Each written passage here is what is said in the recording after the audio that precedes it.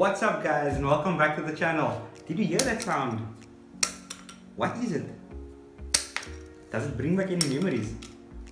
Today I'm going to be going through the Tazo collection, my Tazo collection from the early 2000s. The set's about 20 years old. I got it out of storage and I'm here to present the collection, give a brief rundown of the history of the Tazos, where it all started, go through all of the sets, the timeline, where everything fits in, and then just give my experience from collecting the Tazos. This was the most requested video and this is probably the most exciting and nostalgic video that I've done for the channel so far. So I really enjoyed putting this together for you guys. I hope you really enjoy it. So let's jump right into Tazo number 1. So here in front of me I have the first set of Pokemon Tazos. There was 30 Tazos in the collection, starting at Bulbasaur and ending here by Magnemite. I remember my first ever Tazo was this buddy over here, Spearow. I got it in a big packet of Mexican chili Simba. And what I can remember is that the hype for Pokemon was at its peak this time because the movie came out at the same time. I managed to get a Dragonite promo card as well. Intervals were lit this time of my life. Every single interval you will be able to play against so many children to get more Tazos and more Tazos. And the way we used to do it was, we used to take a stack of Tazos like this, you rack them all up, you take one of the Tazos and then you throw it down,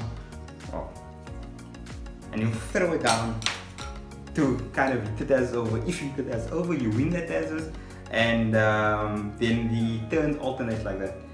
So suffice to say, about 90% of my collection is just Tazos I won during intervals. So I was a very avid collector, and not only opening packs of chips, but also winning and playing countless times and countless intervals away, just playing Tazos for the love of the Pokemon game and collecting the set. I was very proud of this first set because I didn't know if I would collect the full set, but I did manage to get it. Luckily, there wasn't any special conditions to get all of these cards. There was an equal chance of getting any of these Tazos in the chips, so it didn't really matter what flavor chips you got. But I'll explain more about that in the next set. So the first set had 30, and I think the second set had 50. The first set consisted just of the basic Pokemon, the first evolutions with exception of Ash. At the back of each of the Tazos, they also have which type beats which type. You can see over there. So for instance, Bulbasaur's grass would then beat rock, ground and water. And for example, Charmander would then beat ice, bug and grass as a fire type. I think the most sought after Pokemon Tazo in this collection was probably Ash, because at the back it said beats all, so it beat any type. So alternatively, instead of just slamming the Tazos down, what we used to do is take a Tazo, put behind your back, and then reveal the Tazo, and if your Tazo beats the other Tazo. So for instance, if I pull a Kabuto and my friend pulls out a Magikarp, you'll then beat my Kabuto because he beats Rock, and then you'll win my Tazo like that. Let's go to the next set of Tazos. The second set of Tazos came out a couple of months after the first set of Tazos, and this one consisted of about 50 new Tazos, with Ash being the only repeater of the previous set. And then I had some of the first evolutions of some of the Pokemon, so the next evolution. So for example, like Dabra, you'll get your Jolteon, your what else was there? There was a Seaking as well, and Gyarados. Interesting enough about this set, this was the first set that had Ice Pokemon added, and this was Jinx. And this was amazing because it showed how many types Ice actually beats. So it would be 8 different types. 7 different types that Ice would beat. This is also the debut of Mew and Mewtwo, which was quite sought after. And then in this set, some of the harder ones to find were the first 5, which was the Misty, the Zapdos, the Psyduck, the Porygon and the Farfetch'd. This was because it was only found in the chicken flavored Simba chips. That flavor has been discontinued now. It used to be a purple packet, just chicken flavored, and you could only get those 5 Tazos in the Simba chips, chicken Simba chips. So that was quite sought after. and it's not always easy to find because it was quite new and it was still coming through the ranks, so you wouldn't really find it on the shelf. It would only be the small packets as well. This set, unfortunately, I don't have a Paris. That's the one Tazo that I'm missing, but other than that, I've got the entire set. An interesting fact about this set is that on the print of the Tazo itself, the Gyarados, interestingly enough, the Gyarados had a red Z at the back, and this was kind of one of those playground rumors that this Tazo will go for thousands of rands because it's an error Tazo, just like got error cards, error packs. This was an error Tazo, so you'd actually get more of higher value for these cards. But the craze was just as hectic for the second set as much as the first one, if not more. Not because of the amount of Tazos that was there, but because at the time Pokemon was at its height. It was playing on TV after school. You'd rush home. I think the first slot was at 4, then it moved to 4:30, then to 5. I can remember trying to hog the TV away from my parents, watching their soapies, just so I could watch Pokemon, not missing a single episode. And this for me was the most memorable set because this is the one that I remember the most fondly, battling at school, getting new ones, and actually getting a lot in the packets of chips as well. Because a lot of the Tazos I have here is in quite good condition in this set. All in all, this was a very fun set, and I definitely enjoyed collecting all of them and battling all of them. So let's go to Tazos number 3. The next set, Tazo number 3, consisted of a lot of final evolution Pokemon. So we got some Alakazam over here, we got the Nidoqueen, we got Dugtrio. This also came about a couple of months after the first set. And then the other interesting thing about this set was that the first 5 Pokemon in this set, from number 81 to 85, that again came in Cheetos only. And Cheetos were quite new in the country, so you'd have to buy those strips, complete strips of chips, complete strips of Cheetos with 5 packets on in order just to get some of the Pokemon. The funny thing is that the packs of Cheetos were so small that you could actually see the Tazo bulging out of the packet, so you would know if you get the Tazo or not in the packet of chip. So obviously you'd make sure that each of the 5 packets of Cheetos on the strip would have a Tazo inside, so you get 5 Tazos instead of 4 or 3 maybe. This was the last set of the Kanto Pokemon, or the first generation of Pokemon, before the Johto collection came out, and a lot of us at the age didn't know so much about Pokemon other than what we saw on TV. So it was quite new to see a new Pokemon from showing up on the chips. Unfortunately, I couldn't collect all the Tazos. You can see some of these Tazos are quite weathered already. This is also when I was stuck into the game. I used to be playing every single day. I used to be trading, trying to complete my collection. And unfortunately, over the last 20 years, I've lost a couple. Some of it played with so much that it's broken. Some are just lost in the move as well. But this was also a very enjoyable set to collect, especially because there was a lot of final evolutions and a lot of strong Pokemon that you'd come to know and love in the upcoming seasons and the seasons to follow. But like I said, this was the last in the Kanto Tazos, and next move on to Tazo number 4, which was the Johto one. The next set was the Johto set. This was the first Johto set in the Tazo collection, or Tazo number 4. So these Tazos were different from the first set, where it didn't say Tazo 1, 2, 3, it just said Tazo at the back. And I wasn't quite sure at the time myself, were these real or were these not, because at the time I didn't know that it was the second generation of Pokemon. Luckily I was able to get my hands on this album. The way we got the album is if you bought an entire box of chips or entire bale, so then you'll get an album with that as well. So if you had a shop, if your parents had a shop, or if maybe you had a friend at a shop, you'll be able to get you an album. I managed to get this one about 20 years ago. It's quite interesting. It shows you what you get inside of the collection, and also just how to play guide, how to build this stack up and then throw them down, and how to win Tazos.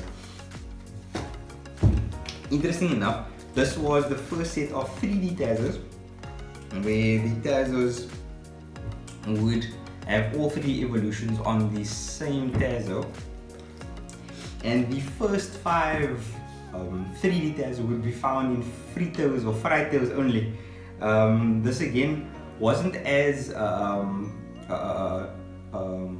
well known in the country, or just got into South Africa, so the only way we could get it would also be on the strips of chips, with the strips of the 5 chips. And then I remember sometimes only getting one Tazo in a complete strip of 5 packets of chips, and you wouldn't be able to buy the loose, so you'd have to buy the entire strip all at once. This was before you got big packets of Fritos. This is before you got even the smaller packs, the singular smaller packs. This was just when you got the strips. I think it was only in the sweet chili, the blue packet of Fritos that used to get it in. But this was quite cool. It's the first appearance of this buddy over here. You have your Charizard, the first time you see a Charizard in there. Interestingly also at the collections, some people are selling on second-hand stores for about 50 Rand per Tazo, which is quite steep. I can definitely say this is a collector's item of note, and if you have any Tazos, keep hold of them. One day they'll be worth quite a lot, and I'm sure that you can display them as part of a collection in the future. So this collection over here had started at Hoppip and went all the way till Centre. There was 32 usual normal Tazos and then the 18 3D Tazos. And it also just had the mostly the first evolutions of the Johto Pokemon. Interestingly also that there was a Lugia and a Ho in the first Johto set as well as the starters Chikorita, Totodile and Cynical, as in the Gold, Silver and Crystal game. The 3D Tazos, however, all of the 3D Tazos, every single one of them was of the first generation, or the Kanto Pokemon. So all of the starters, Squirtle, Bulbasaur, Charmander and the evolutions, Pikachu obviously, and then also one of my favorites was the Dratini, Dragonite and Dragonite first collection. This collection came out in, if I'm not mistaken, 2001, so it's about 20 years old now. Yeah, I managed to collect every one except the Slowking over here, but other than that, I collected every single one.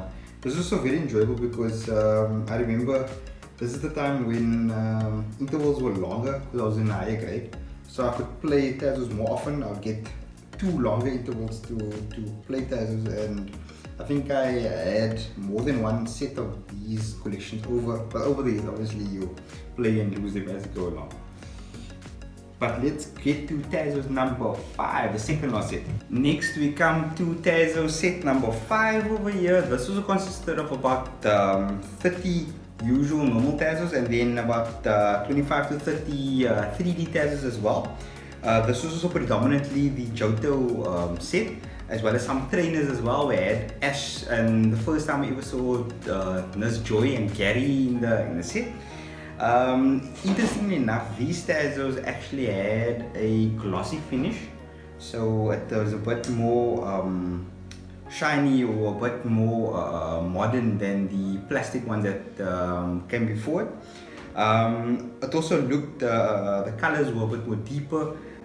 The 3D Tazos were all Johto Tazos, so you'll get from your first evolution your Chikorita, your Typhlosion, your Totodile, all of them in the 3D set as well. This was the second last set of Tazos that came out for Pokemon, and this ran towards the latter part of 2001, early 2002. This was quite a difficult set for me to collect personally because this was during the holidays, so it was very hard to trade and to get these Tazos other than just opening packs, which was not as accessible. I actually did quite well. I think I'm probably missing about 4 to 5 of the entire collection. I think I have all of the 3D Tazos, so that's quite good. So yeah, let's move on to the last and final Pokemon set of Tazos. We finally come to the last set of Pokemon Tazos that you got inside of the Simba or Lace chips. At the back of the Tazo, it actually says last ever collection. This Tazo was also a nice way to finish off the collection.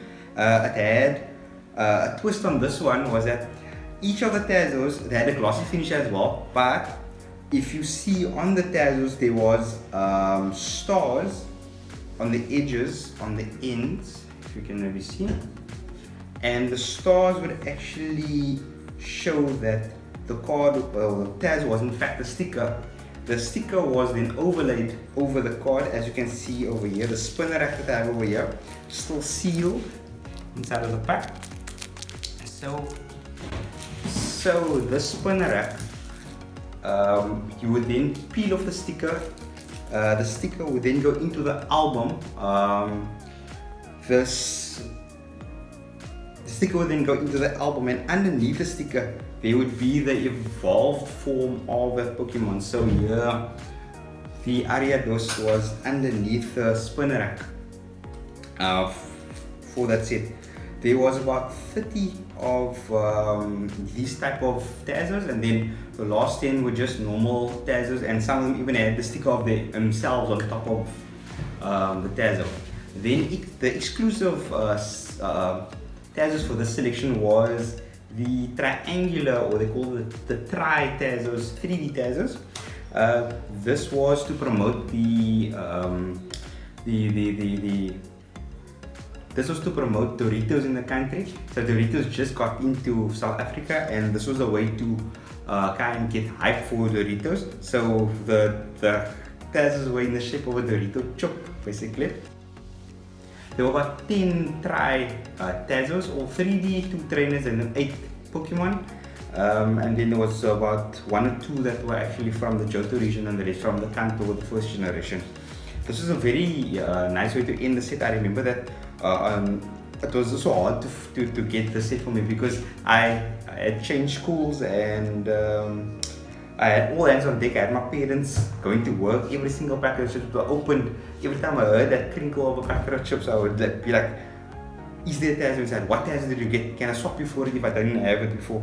And then luckily I managed to finish the entire collection here.